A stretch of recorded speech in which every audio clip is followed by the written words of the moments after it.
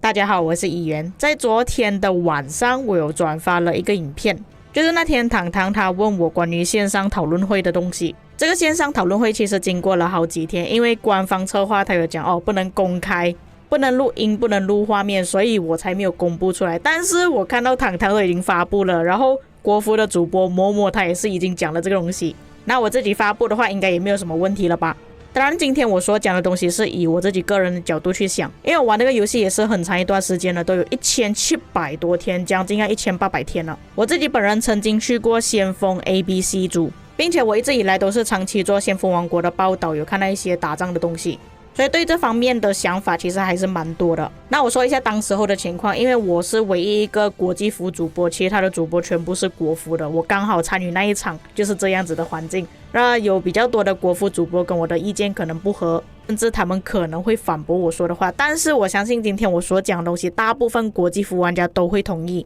我们先讲一下第一个截图，这个截图不是我截的，已经是全部人都知道，所以我拿这个图片来讲。第一个问题，王国人口差距越来越大，超级人口大国很难合理匹配。国服的情况我不知道，但是国际服就已经发生过好几次了。那我们最近呢，就是有一个365他去报名新地图，结果没有办法匹配上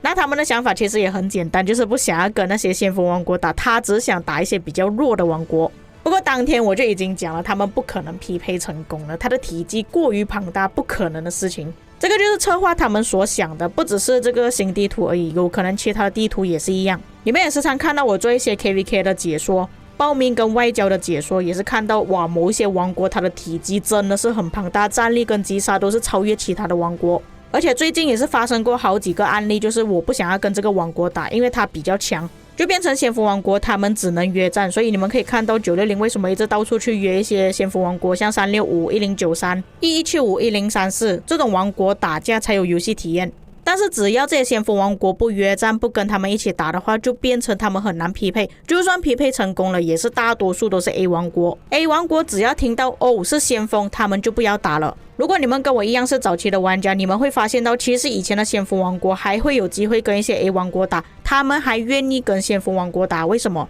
因为当初的先锋王国有被限制，我们当时候还没有找到这么多的漏洞，招募这么多的玩家进来，还可以打得有来有回，甚至有些先锋王国还会输给 A 王国。但是现在先锋王国抱团实在是太大了，最著名的案例就是之前1846他们把全部玩家的兵都删光了，全部保持在5000多万战力，用这个方式招募了更多的玩家进来。当时候我的报道是有2000多个玩家在 DC 里面。当你们遇到这样子的王国的时候，你们会想要跟他们打吗？那么如果是根据策划这一次的想法限制600个玩家，也就是说就算他不管招募了这么多的玩家都好，都只能派出600个玩家而已。那么他们的对手可能是 A 王国，没有这么多的玩家，可能一个王国里面只有200个玩家，150个玩家，或许会将3个 A 王国或者是6个 A 王国组合在一起跟这个王国打，至少会比较容易匹配，也可以打得有来有回，也可以让一些 A 王国有机会去挑战一些先锋王国。那我们不要讲 A 王国，甚至有些先锋王国数据是比较糟糕，看到那些很强的先锋王国他们都不肯打。因为现在有些先锋王国其实讲真的，农夫是真的蛮多的，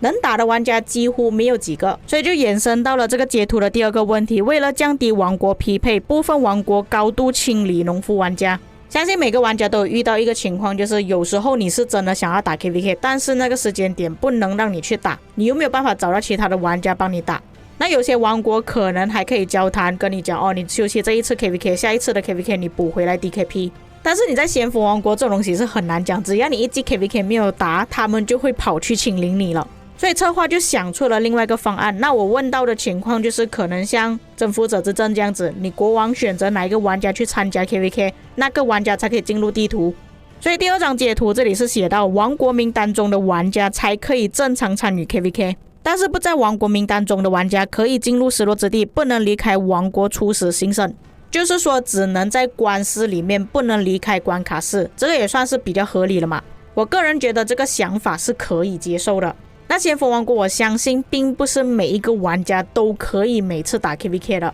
可能这一季不能打 KVK 就不在名单里面，你还可以休息，不用特意去找代打之类的。并且他们有提到匹配规则调整之后，原本王国所有玩家都会纳入匹配算法，更改之后只会计算名单上的玩家而已。这样我们就不用去清理农夫，有点类似像之前的望蒙机会这样子。接下来就要讲第3张截图了，这个是原本的报名跟之后可能会更改的报名方式。选择剧本报名变成选择剧本报名加上选择本王国参与的 KVK 玩家名单，暂定王国选择最多600个玩家，他没有写最低下限啊。但是我老实说，600个玩家限制只会影响到某一些王国而已，1093、1846、1365。至于其他的王国，就算是960都好，他们最多也就是200到300个玩家，根本没有600个玩家。其他的王国更加不用讲了，尤其是 CD 组以下的王国，你们可以找到100个活跃玩家都已经要谢天谢地了。甚至我觉得600个都已经算多，原本我是想着300个可能还可以。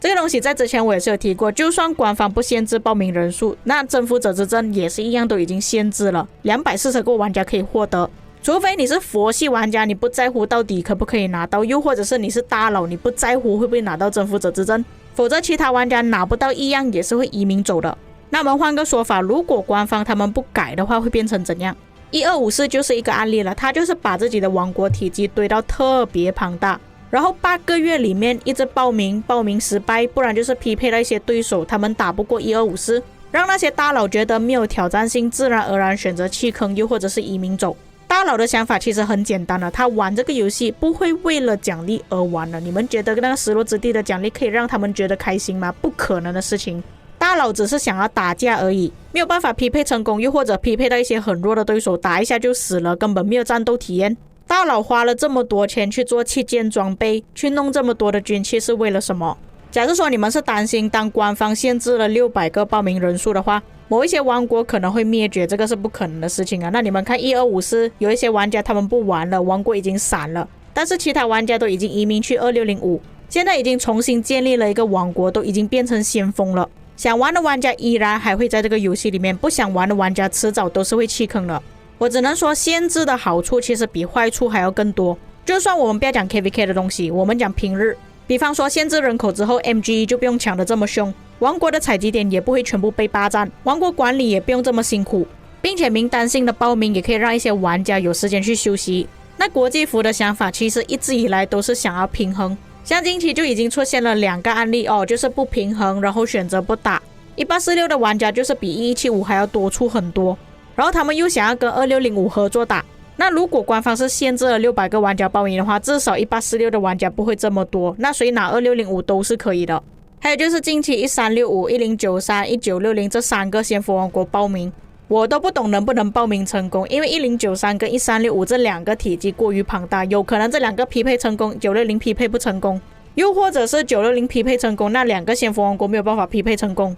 就算是3个王国都匹配成功了，960到底要怎么打？它只有200多个玩家，但是其他那2个先锋王国都是有4个百亿联盟，怎么打得过？这个就是我们所谓的差距。那我也知道国服的玩家其实长期以来都一直在抱怨讲匹配数值不平衡，匹配烂的问题，何不我们尝试一下这个匹配方式，可能有不同的结果，匹配也比较容易了呢？虽然说这一次的开会只是提出一个想法而已，还没有正式实行，但是我个人觉得策划都已经找我们出来开会了，这个东西呢是不可能100%不会传出去了，肯定会把一些对话截图传出去。我认为策划他们就是想要利用我们把这东西传达出去，试一下水温，而不是贸然的直接发公告跟我们讲已经实行了，到时候又有很多玩家反对。以上就是我个人的观点跟想法，至于其他的观众有什么看法，可以在评论区给我知道。我们下个影片再见。